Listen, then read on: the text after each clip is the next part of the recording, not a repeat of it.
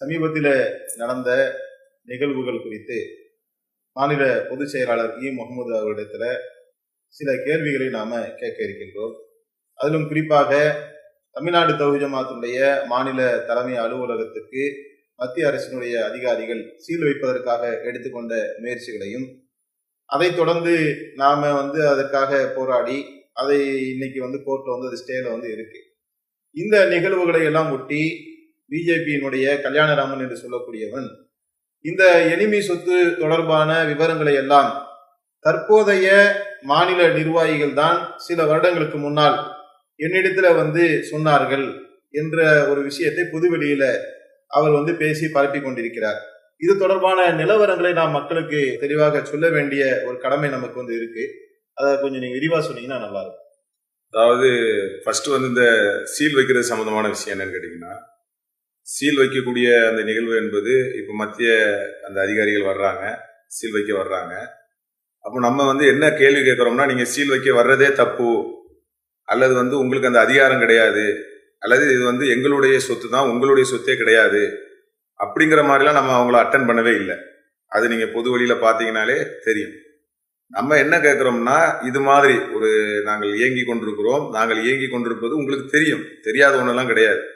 இது முறைப்படியாக நாங்கள் இயங்கி கொண்டிருக்கக்கூடிய அனைத்து தகவலையுமே உங்களுடைய எனிமி ப்ராப்பர்ட்டியினுடைய அதை மெயின்டைன் பண்ணக்கூடிய அந்த அலுவலகங்களுக்கு நாங்கள் தொடர்ச்சியாக அதுக்குரிய தகவல் பரிமாற்றத்தோடு முறைப்படி செய்து கொண்டிருக்கக்கூடிய ஒன்றில் திடீர்னு நீங்க வர்றது எங்களுக்கு அதிர்ச்சியா இருக்கு.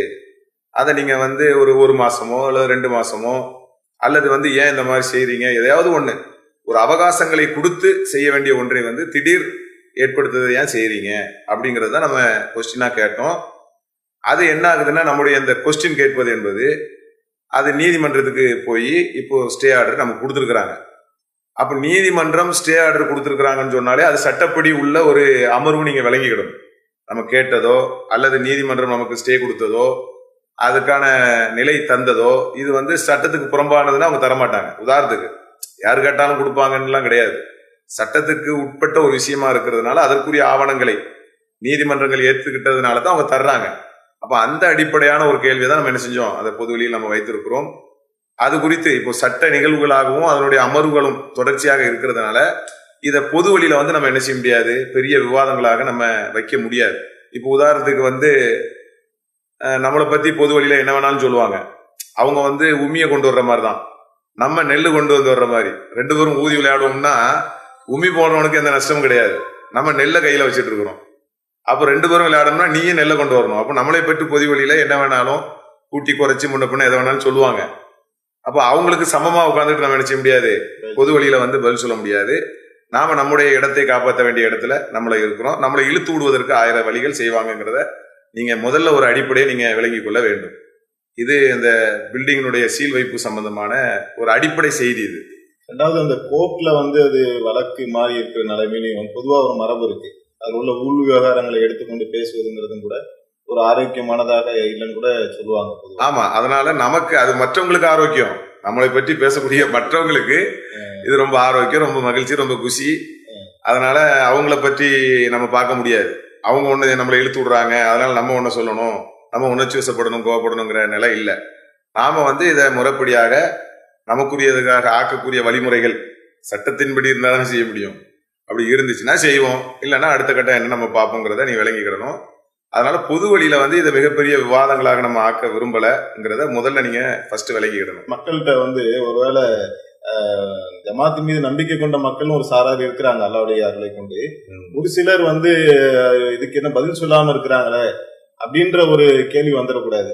கரெக்ட், சரியானதுதான். இதுல என்னன்னா, இதுல நம்ம இப்ப கல்யாணராமன் நீங்க சொன்னீங்கல்ல, இப்ப அவருடைய கொஸ்டினுக்கெல்லாம் நம்ம பதில் சொல்லணுமா என்ற ஒரு பார்வை நமக்கு இந்த விஷயத்துல இருக்கிறது. ஆனா இதுல என்ன நம்ம இதுல கூடுதலான விஷயத்தை நம்ம இதுல கவனிக்கணும்னா, இந்த தலைமை சீல் வைப்பு, இந்த பில்டிங் இஷ்யூ என்பது ஒரு பெரிய அளவுல அது பார்க்கப்பட்ட ஒரு இஷ்யூவாக இருக்கிறது. அப்ப அந்த நேரத்துல இந்த இஷ்யூவை பத்தி யாரு பேசினாலும் அது மக்கள் மன்றத்துல ஈடுபடும். பொதுவாக இந்த நேரத்தில் ஒரு செய்தி சொல்லப்படுதில்ல, அப்போ சீல் வைக்க போடுறதுக்கும் இந்த தகவல்கள் எனிமி சம்பந்தமான பில்டிங்கினுடைய தகவல்கள் பரிமாற்றங்கள் பண்ணதும் எனக்கு இப்ப இருக்கக்கூடிய நிர்வாகிகள் தான் அப்படின்னு யார் சொன்னாலும் அது ஒரு ஈர்க்கப்படக்கூடிய ஒரு செய்தியாக அது இருக்கும். அப்போ அதை நம்ம கடந்தும் செல்லலாம். ஆனா பதில் சொல்லாமலே போய்விட்டால் அது ஒரு தேவையற்ற ஒரு உணர்வுகளை மக்களுக்கு ஏற்படுத்திடக்கூடாதுங்கிறதுனால நம்ம அதற்கான முறையான பதில், அது கல்யாணராமன் சொன்னாலும் சரி, எவன் சொன்னாலும் சரி, அதுக்குரிய ஒரு பதிலை சொல்ல வேண்டிய ஒரு கடமை நமக்கு இருக்கிறதுனால. ஏன்னா முதன்மை நிர்வாகிகளை, லுகா போன்ற முதன்மை நிர்வாகிகளையே ஒரு வார்த்தை சொல்றாப்ல, போராட்ட களத்துல இப்ப இருக்கக்கூடியவர்கள் பார்த்தார்கள் அப்படின்னு சொல்லப்படுது. ஆமா, அப்படின்லாம் சொல்ற கூடுதல் அழுத்தம் கிடைக்குது. அந்த மாதிரி சொல்றதுனால அது இந்த இஷ்யூ பெருசா இருக்கிறதுனால இது குறித்து யார் சொன்னாலும் ஒரு வேல்யூ இருக்குங்கிறதுனால நம்ம லேசா கடந்துட்டு போக வேண்டாம், பதில் சொல்லணுங்கிற அடிப்படையில தான் இந்த பதில் சொல்றோம். இல்லாட்டா கல்யாணராமன் ஒரு பெரிய மேட்டர் நமக்கு கிடையாது. இதுல நீங்க முதல்ல ஒரு அடிப்படையை வழங்கிக்கிடணும். இந்த கல்யாணராமன் சொல்லக்கூடியவர் யார், அவரை பற்றிய அந்த விவரங்களை தமிழகத்தில் உள்ள எந்த முஸ்லீமும் மறுத்திருக்க மாட்டாங்க. அவர் நபிகள் நாயகம் ஸல்லல்லாஹு அலைஹி வஸல்லம் அவர்களை எவ்வளவுக்கு எவ்வளவு இழிவா கேவலமா எழுத முடியுமோ அதை முகநூல்ல எழுதக்கூடியவர். முஸ்லிம்களை உணர்ச்சிகளை தூண்டி, முஸ்லிம்களை ஒரு வெறுப்பை உருவாக்கி, இந்துக்களுக்கும் முஸ்லிம்களுக்கும் கலவரத்தை உருவாக்கணுங்கிறதுக்காகவே எனக்கு தெரிஞ்சு ஒரு 10 வருஷ காலமாக முகநூலை பயன்படுத்தக்கூடிய ஒரு ஆளு. அது இல்லாம அன்னை ஆயிஷா ரலியல்லாஹு அன்ஹா அவர்கள், அவங்கள பத்தி அவ்வளவு ஒரு இழிவா கேவலமா எழுதக்கூடிய ஒருவர். இன்னைக்கும் கூட கல்யாணராமனை முஸ்லிம்கள் ஒரு ஒரு பேசிக் தெரியாத முஸ்லிம் கூட என்ன செய்ய மாட்டாங்க, கல்யாணராமனை விரும்ப மாட்டான். அந்த அளவுக்கான மிக கொடூரமான ஒரு பாசிச வெறியன் என்று அவரை சொல்லலாம். நம்ம உயிரின் மேலால் வைக்கக்கூடிய நபிகள் நாயகத்தை, அன்னை ஆயிஷா ரலியல்லாஹு அன்ஹா அவர்களை கடுமையாக இழிவுபடுத்தி இன்னைக்கும் முகநூல்ல எழுதக்கூடிய ஒரு பணியை அவர் செஞ்சுட்டு வர்றாரு. இப்போ டிஎன்டிஜே அவருக்கு ஏன் இலக்காக்கப்படுது, இது நீங்க உணர்ந்துக்கிடணும். டிஎன்டிஜே எல்லா விஷயத்திலையும் சமரசம் பண்ணி ஒரு பெரிய லெவல்ல ஒரு போராட்டங்களையோ ஆர்ப்பாட்டங்களையோ, பாசிச சக்திக்கு எதிராக டிஎன்டிஜே செயல்படாம இருந்தாலோ, அல்லது பாசிச சக்திகள் கொண்டு வரக்கூடிய செயல் திட்டங்கள் கொள்கைகளை எல்லாம் டிஎன்டிஜே எதிர்த்து களத்துல நிக்காம ஒரு சாதாரணமா போயிட்டு இருந்தா கண்டிப்பா கல்யாணராமனுக்கு நம்ம இலக்கு கிடையாது.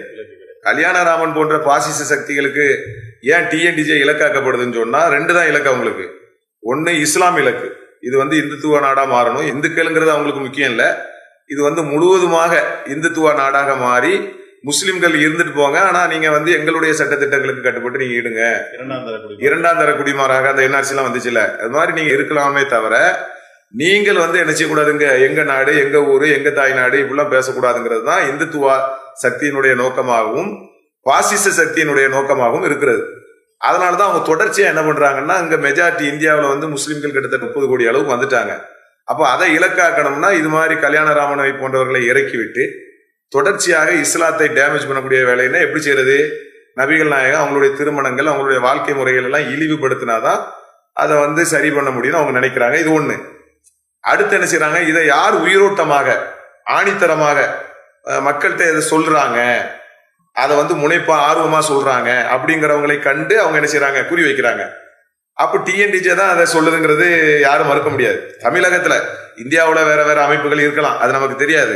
தமிழகத்துல குறிப்பா அந்த என்ஆர்சி போராட்டங்கள் கூட மிகப்பெரிய தாக்கத்தை சமுதாயத்துல ஏற்படுத்தி. கண்டிப்பா. அப்போ என்ஆர்சி சிஏஏ போன்ற தாக்கங்கள் உள்ள அந்த பிரச்சனையில கூட ஒரு டிஎன்டிஜேனுடைய போராட்டங்கள் மிகப்பெரிய தாக்கத்தை ஏற்படுத்தியது என்பது யாரும் மறுக்க மாட்டாங்க. அப்ப அதனால என்ன செய்யறாருன்னா, இது மாதிரி பாசிச சக்திகள் கரண்ட்ல இருக்கக்கூடிய டிஎன்டிஜே நிர்வாகிகளை இலக்கு வைத்து தான் அவங்க என்ன செய்யறாங்க, குறிவைத்து அவர் சொல்லுகிறார். அப்ப இஸ்லாத்தை கொச்சைப்படுத்துவதற்கு இறை தூதர்களை சொல்ற ஆள் யாரு களத்தில் நிற்கிறாங்களோ அவங்கள என்ன செய்யறது, டேமேஜ் பண்றது. இது அவங்களுடைய பாசிசத்தினுடைய ஒரு நோக்கமாக இருக்கிறது. இதுல ஒரு வாதத்துக்கு ஒரு பேச்சுக்கு இன்னைக்கு டிஎன்டிஜேல இப்போ தலைவர் லுகா இருக்கிறாங்க, இன்னும் சில நிர்வாகிகள் இருக்காங்கன்னு வைங்க. இவங்கெல்லாம் ஒரு நிர்வாகத்துல மாறி வேற ஒரு நிர்வாகிகள் முதன்மை நிர்வாகிகளாக இன்னும் 2 வருஷம் கழிச்சு வந்தாங்கன்னா, கல்யாணராமன் போன்ற பாசிச சக்திகளுக்கு யார் இலக்குன்னு கேட்டா இவங்க இலக்கு கிடையாது, அவங்க தான் இலக்கு. இப்ப யார் அவங்க கரண்ட்ல யார் வராங்களோ அவங்க இலக்கு. அப்ப நீங்க அடிப்படையில் என்ன விளங்கிடலாம், இந்த இயக்கத்தை யார் சுமக்கிறார்களோ அவர்களை டேமேஜ் பண்ண வேண்டும் என்பதுதான் கல்யாணராமனுடைய இலக்கா இருக்குமே தவிர பாசிசத்தினுடைய இலக்கா இருக்குமே தவிர இதுல லுகாவை சொல்லிட்டாரு, அவரை சொல்லிட்டாரு, இவரை சொல்லிட்டாரு, கலீல சொல்லிட்டாரு, இவரை சொல்லிட்டாரு, ரஹ்மான சொல்லிட்டாருங்கிறதுலாம் கிடையாது. இதுக்கு நான் உங்களுக்கு 2வது ஆதாரங்கள் தர்றேன். இவர் சொல்லை நீங்கள் எப்படி புரிந்து கொள்ள வேண்டும், இவர் எவ்வளவு பெரிய ஒரு மோசமான சக்தி என்பதை நான் உங்களுக்கு 2வது பின்னால சொல்றேன். இப்போ இந்த வீடியோவை ஒரு சாரார் பரப்புறாங்க ரொம்ப அதிகமா. கல்யாணராமன் பேசினதாக, கல்யாணராமன் இப்போ உள்ள நிர்வாகிகளை பற்றி கூறிய விஷயங்கள் குறித்து ரொம்ப ஆனந்தமா ரொம்ப மகிழ்ச்சியா. எனக்கு தெரிஞ்சு பிஜேபி காரன் கூட அப்படி பரப்பியிருக்க மாட்டாங்க.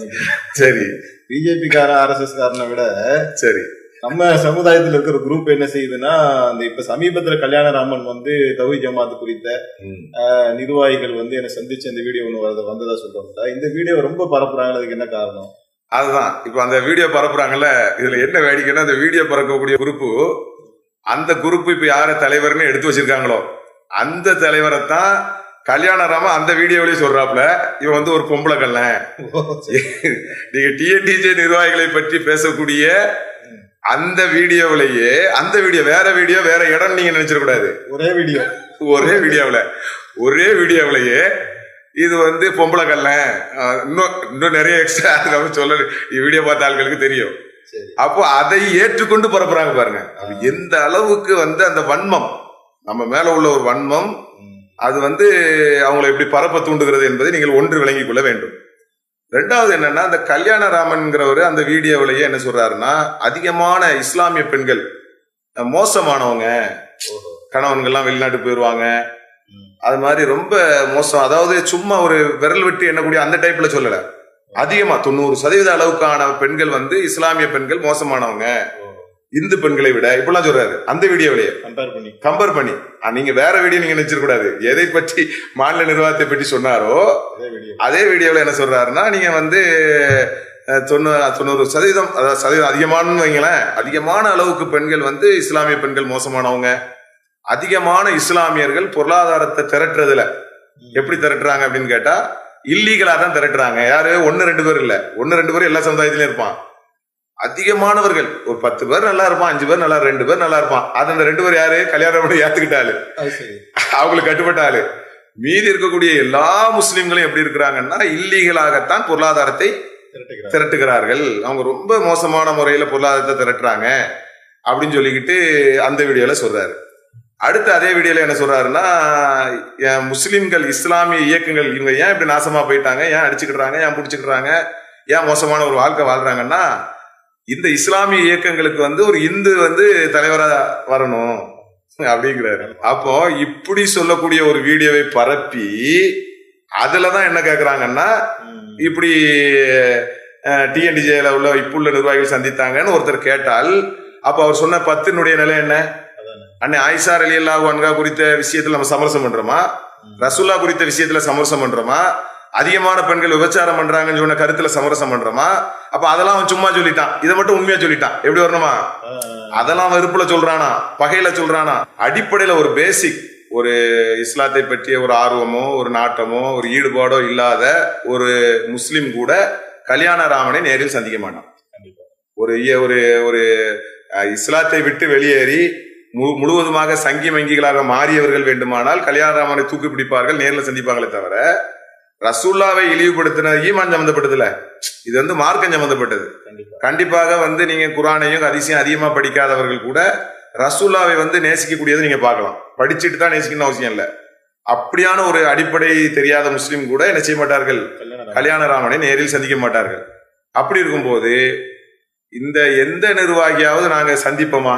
எந்த ஒரு நிர்வாகியும் டிஎன்டிஜே சார்பாக இந்த கேடுகட்டவனை ஒரு காலம் என்ன செஞ்சதில்ல, நேர்ல சந்திச்சது இல்லைங்கிறத நாங்க முதல்ல மறுத்துறோம். ஏன்னா மறுக்கணும்ல, ஃபர்ஸ்ட் மறுக்கணும். உங்களுக்கு அடிப்படையில திட்டமிட்ட இது ஒரு அவதூறு என்பதை உங்களுக்கு தெளிவுபடுத்திக் கொள்கிறோம். அடுத்து என்னன்னு கேட்டீங்கன்னா, ஒரு விஷயத்த சொல்லும் போது நீங்க நம்ம மூளை எப்படி வந்து நாசப்படுத்துறாங்கிறத நீங்க கவனிங்க. அதாவது லுகா சந்திச்சாரு, கலீல் சந்திச்சாரு, அவர் சந்திச்சாரு, இவர் சந்திச்சாரு, ஏயோ செட்டோ யாரையோ சொல்றதா இருந்தா மார்க்கம் என்ன சொல்லுகிறது நீங்க என்று முதல்ல பார்க்கணும். மார்க்கம் என்ன சொல்லுகிறது? அல்லாஹ் குர்ஆன்ல சொல்லி காட்டுறான், குற்றம் இழைத்தவன் ஒரு செய்தியை கொண்டு வந்தால், உங்களிடத்துல கொண்டு வந்தால் அதை நீங்கள் தெளிவுபடுத்திக் கொள்ளுங்கள், ஒரு சமுதாயத்திற்கு நீங்கள் அநீதி இழைக்காமல் இருப்பதற்காக. அதுல அல்லாஹ் என்ன சொல்லி காட்டுவானா, ஃபாசிக்னா மிகப்பெரிய ஒரு அயோக்கியன், குற்றவாளி. அப்போ ஃபாசிக்கு ஒரு செய்தி உங்ககிட்ட கொண்டு வந்தா நீங்க தெளிவுபடுத்த வைக்கணும். இப்போ கல்யாணராமனை விட நம்ம அறிஞ்ச இந்த உலகத்துல ஃபாசிக் யாரும் கிடையாது. ஏன்னு கேட்டா, அவன் தான் ரசூல்லாவை இவ்வளவு இழிவாக நமக்கு அவனை பற்றி அந்த வார்த்தைகளை ரசூல்லா பற்றி அவன் எழுதினதை பொது வழியில டிஸ்கஸ் பண்ண முடியாது, அவ்வளவு ரத்தம் கொதிக்கக்கூடிய ஒன்றாக இருக்கிறது. அப்படியான ஒரு ஃபாசிக்கு ஒரு செய்தியை சொல்லும் போது அவன் சொல்லிட்டாங்கிறது வந்து எவ்வளவு பெரிய ஒன்றாக இருக்கிறது என்பதை நீங்கள் கவனித்துக் கொள்ள வேண்டும். ஒன்று. அடுத்து என்னன்னா, இப்போ வந்து கல்யாணராமனுடைய நிலை என்ன, ஒருத்தரை பத்தி என்ன சந்திச்சுட்டாங்கன்னு சொன்னா அதை தெளிவுபடுத்த வேண்டிய இடத்துல யார் இருக்கா? கல்யாணராமன் தான் இருக்கிறாரு. இல்லைன்னா என்ன ஆகும்? யாரை பத்தி வேணாலும் சொல்லலாம். நானே சொல்லுவேன், என்ன வந்து பிஜேபி முருகன் சந்திச்சிட்டாரு, அப்ப முருகன் மறுக்கணுமா? நான் ஆதாரத்தை காட்டணுமா? நானே என்ன சொல்லுவேன்னா, என்னை வந்து வானதி சீனிவாசன் சந்தித்தார், உள்ளுக்குள்ள எங்களுக்குள்ள வேல்முருகனுக்கும் வானதி சீனிவாசனுக்கும் பெரிய பிரச்சனை இருக்கு, என்னென்ன சொத்து பிரச்சனை எல்லாம் இருக்கு என்று முகமது ஆகிய என்னை பொதுச் செயலாளர் இருக்கும்போது 3 வருஷம் முன்னாடி சந்திச்சாரு அப்படின்னு நான் சொன்னால் நீங்க என்ன கேட்பீங்க? அதுக்குரிய ஆதாரம் என்னன்னு கேட்பீங்களா இல்லையா? நான் சொன்னது ஆதாரமாயிருமா? அப்ப சந்தித்ததாக கல்யாணராமன் சொன்னது எப்படி ஆதாரமாகும்? கல்யாணராமன் சொன்னது ஆதாரம் கிடையாது. கல்யாணராமன் சொன்னதை நிலைநாட்ட வேண்டிய இடத்தில் இருக்கிறார். அதை மறுக்க வேண்டிய இடத்துல மற்றவங்க இருக்கலாம், மறுக்கலாமே தவிர ஏத்துக்கிட்டா ஆதாரமா போயிடும். இப்ப யாரும் சந்திச்ச ஆட்கள் நான் தான் சொன்னேன்னு சொன்னா, சந்திச்சேன்னு சொன்னா ஏத்துக்கிட்டா ஆதாரமா போயிடும். அவங்க மறுத்துட்டு அது என்ன கிடையாது, ஆதாரம் கிடையாது. அப்ப யாரை பத்தி யார் வேணாலும் என்ன வேணாலும் சொல்லலாம். அப்ப யாரை பற்றி யார் வேண்டும் என்ன வேணாலும் சொல்லலாம்னு ஒரு நிலை உருவாக்குறதுக்கு என்ன காரணம்? ஆதாரத்தை வெளியிடணும்.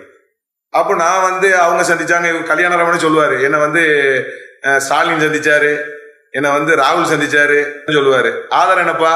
நான் சொல்லிட்டோம்ல, அதான் ஆதாரம். இப்படி சொன்னா எவனா ஏத்துக்கிடுவானா? மார்க்க அதான் எல்லாம் சொல்லி காட்டுறான். மார்க்கப்படி தெளிவுங்கிறானா? அல்ல இதுதான் தெளிவு. ரப்புல் ஆலமீன் எவ்வளவு பெரிய ஒரு நுணுக்கமான ஒரு சட்டங்களை மக்களுக்கு அல்லாஹ் சொல்லி காட்டி எப்படி அணுகணும் என்பதை ஒரு நேர்வழி அல்லாஹ் ரப்புல் ஆலமீன் மக்களுக்கு வழிகாட்டி இருக்கான் என்பதை நீங்கள் விளங்க வேண்டும். அப்ப இவர் என்ன செய்யணும்? சிசிடிவி ஆதாரத்தை இருக்கு, அழகா தாராளமா வெளியிடலாமா? அதை பாதுகாக்க வேண்டிய அவசியமே இல்லையா? ஆடியோக்கள் கூட இருக்கு, ஆடியோ இருக்கு, அந்த ஆதாரம் இருக்கு, இந்த ஆதாரம் இருக்குன்னு சொல்றாங்க. எந்த ஐடியில போடுறாங்கன்னு தெரியல.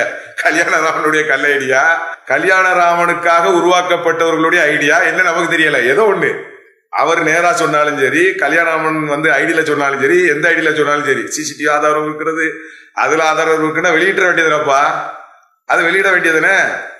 அது எங்களுடைய நன்மைக்காக பாதுகாக்கிறீங்களா? யார் இன்னைக்கு டிஎன்டிஜியினுடைய நிர்வாகிகள் உங்களை சந்திச்சாங்களோ அவங்க நன்மைக்காக, இதோட உங்களுக்கு நன்மையான காலகட்டம் வரும்னு பாக்குறீங்களா?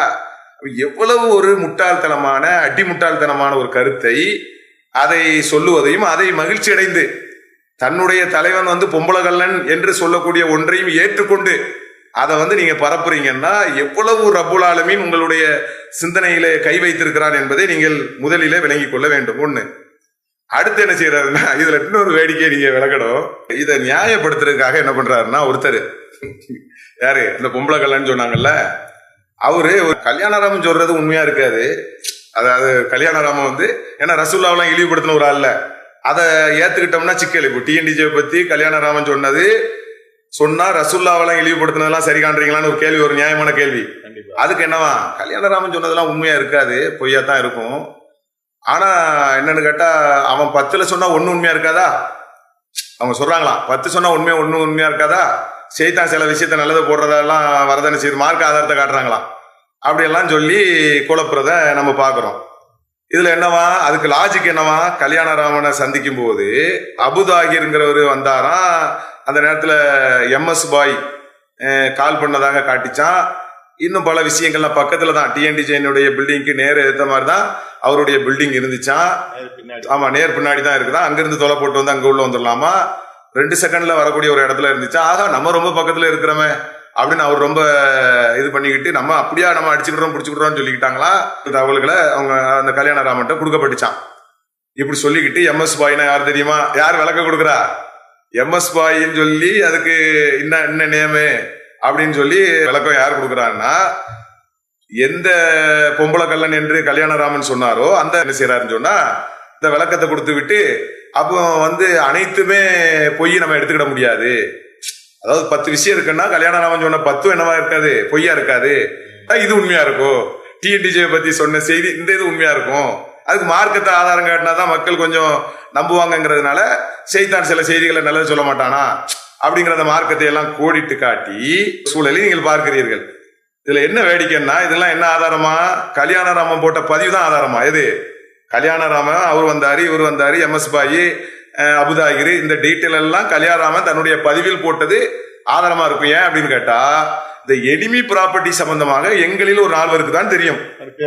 ஆமா, பேரெல்லாம் சொல்லி எங்களில் 4 பேருக்கு தான் தெரியும். அதுல முதன்மையான ஆளு நானு, அவரு முதன்மையான ஆளு நானு, வேற யாருக்கும் தெரியாது என்று சொல்லி வேற இதை வந்து வேற என்ன வகையில போயிருக்கும் கேக்குறாங்களா கேள்வி.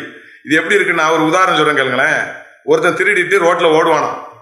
போடும்போது திருடினவனே திருடன் கத்திட்டு போடுவானா. திருடன் கத்துவான். அப்ப மக்கள் எல்லாம் கேட்பாங்க. மக்கள் எல்லாம் பார்க்கும்போது இப்ப திருடன் கத்திட்டு போடும்போது இப்ப என்ன ஆகும்? அது எப்படிங்க அவன் திருடன் இல்லைன்னு ஆயிரும்ல. அது மாதிரி இவங்க கேட்கறாங்களாம், 4 பேர் இருக்காங்களாம். அந்த 4 பேர்ல யார் சொன்னார்கள்? இந்த வட்டத்தை இவ்வளவு பெரிய ரகசியத்தை தெரிந்தவர்கள் இவர். இந்த 4 பேர்களை தவிர யாரும் இருக்க முடியும்? அப்ப ஏன் நீ இருக்க முடியாது? அது அந்த 4 பேர்ல மத்தால தான் அது குறிக்குமா? சரி, இதுல என்ன ஒரு வேடிக்கைன்னா, இப்ப இது எனிமி ப்ராப்பர்ட்டி யார் சொன்னாங்க அல்லது கல்யாணராமன் யார் தொடர்புல இருந்தாங்கிறதெல்லாம் ஒரு பக்கம் இருக்கட்டும். கல்யாணராமன் சொன்னதாகத்தானே இப்ப சொல்றாரு. கல்யாணராமன் என்ன சந்திச்சாங்க, போனாரு, வச்சாரு, அதுதான் ஆதாரம். கல்யாணராமன் சொன்னதுதான் ஆதாரமா? கல்யாணராமன் 10 சொல்லுவானா 9 பொய்யா, அந்த 1 ஆதாரமா இருக்க வாய்ப்பு இருக்கான் அப்படின்னு சொல்லக்கூடியவரு. கல்யாணராமன் 3 வருஷத்துக்கு முன்னாடியே ஒரு பதிவு போட்டதாக அதுல இவரே தன்னுடைய வீடியோ விளக்கத்துல சொல்றாரு. அதுல பெருமை வேற. பன்றிவாயன்னா இது நான் தான் அப்படின்னு சொல்லி இவரே இன்னொரு இடத்துல சொல்றாரு. பன்றிவாயன்னா என்ன பத்தி அவன் சொல்றான்ட்டு. அவன் போட்டது பன்னிவாயன் தான் போடுறான். சரி, பன்னிவாயனாலே தான் தான் சொல்லி அதுல ஒரு பெருமை.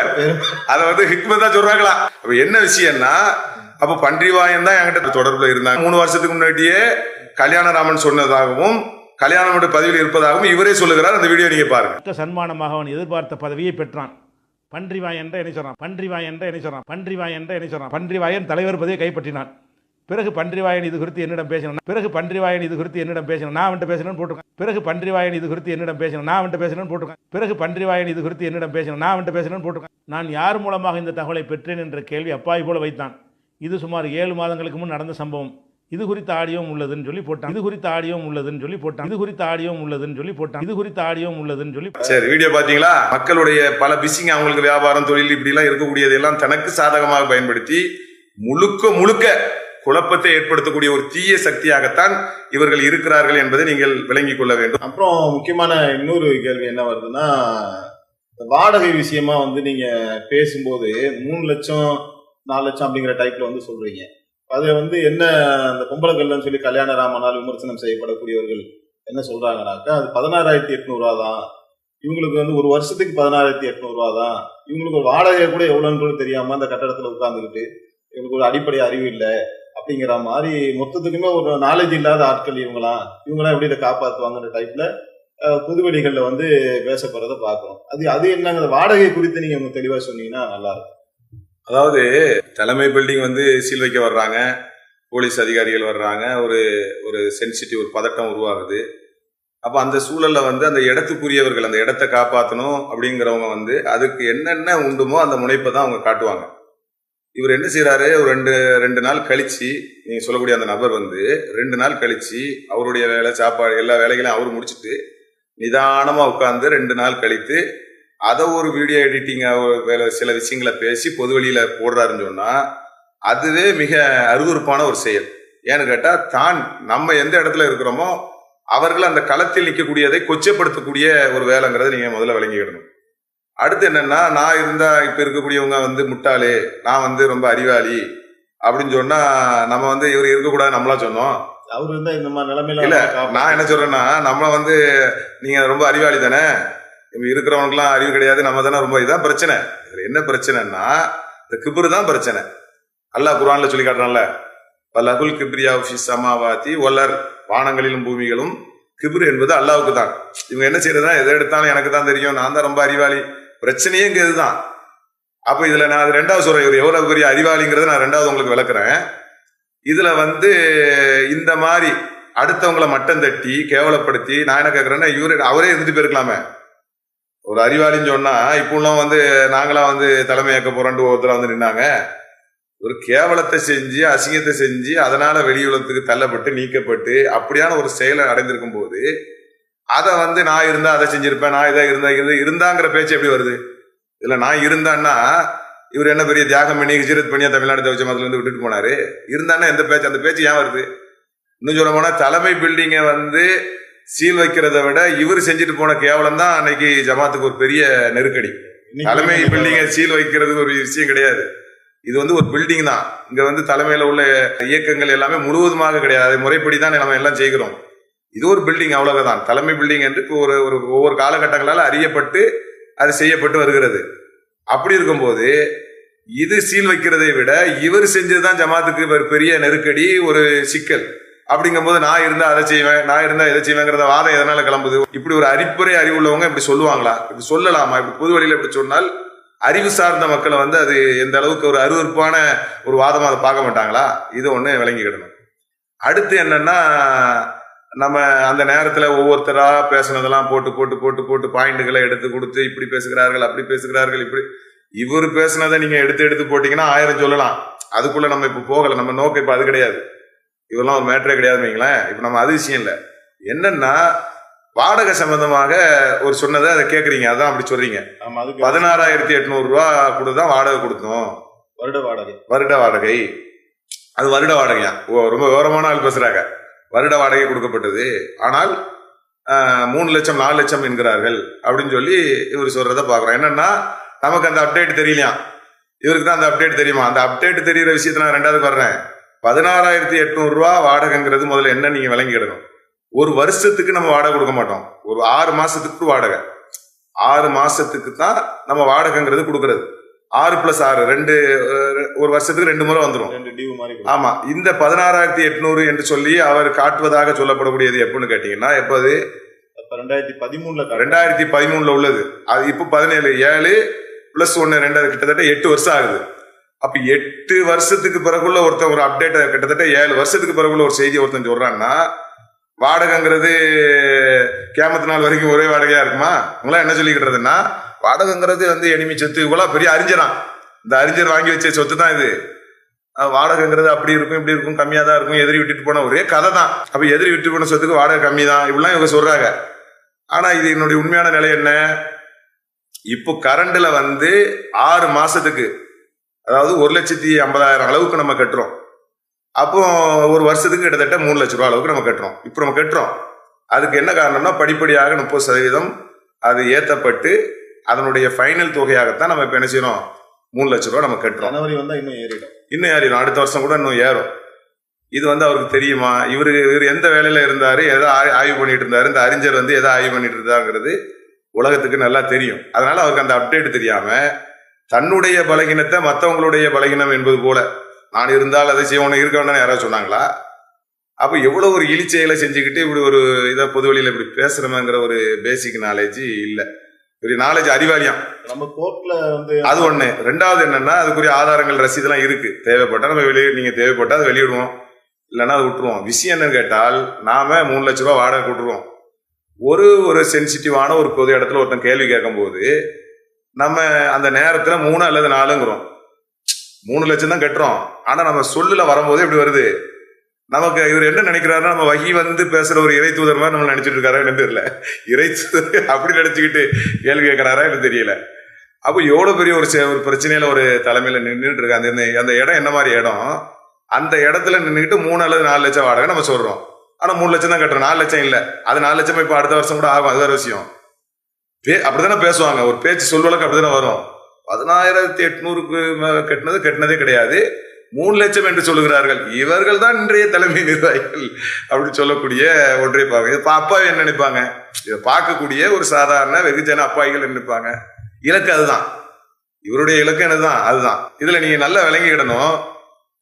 2011 இது வந்து அவங்க என்ன திடீர்னு வந்துட்டாங்களா, நம்மளா போட்டு கொடுத்தோம், அதுல ஆதாரத்தை காட்டுறாங்களா, ஒரு 4 தாள் அவருக்கு அந்த மெயில் சிசி போடுவாங்கல்ல, இல்ல எனக்கு ஒன்று ஹெச்ஓல இருந்து எனக்கு ஒரு சிசி போடுன்னு சொல்லிக்கிட்டு அதை பிரிண்ட் எடுத்துக்கிட்டு மக்கள்கிட்ட வந்து படம் காட்டுறது, இப்படி போட்டுக்கிட்டு என்னடா 2000 விவரமா சொல்றாங்களா, மக்கள்கிட்ட அப்படி விவரமா வைக்கிற மாதிரி ஒரு பிலிம் காட்டி 2014 வந்து சொன்னார்கள் இந்த பில்டிங் எப்படி கட்டலாம் அப்படி கட்டலாம் என்று போன்ற பல கொஸ்டின்களை எல்லாம் என்ன இடத்துல கேட்டார்கள், வச்சார்கள். அப்பவே வந்து புலனாய்வு செய்யப்பட்டு விட்டது. இப்போ நான் சொல்ல வேண்டிய அவசியம் தேவை என்ன இருக்கிறது, நான் ஏன் காட்டி கொடுக்கணுங்கிற விஷயம் அதுல வருது.